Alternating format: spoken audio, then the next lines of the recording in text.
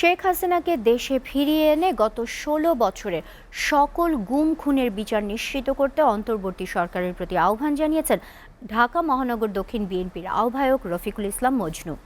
রাজধানীর নয়াপল্টনে রাষ্ট্র কাঠামো মেরামতের ৩১ দফা নিয়ে কর্মশালা অনুষ্ঠানে এ মন্তব্য করেন তিনি।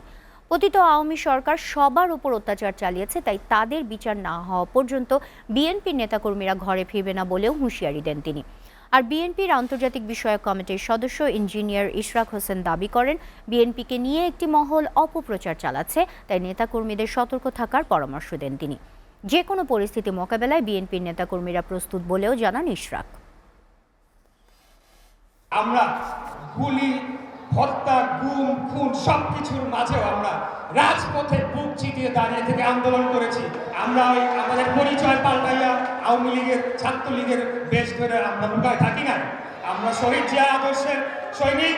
আমরা আজকে এই সরকারের দাবি করব, শেখ হাসিনাকে বাংলাদেশে ফিরিয়ে আনেন এবং বাংলাদেশে ফিরিয়ে এনে তাকে বিচারের মুখোমুখি করতে হবে।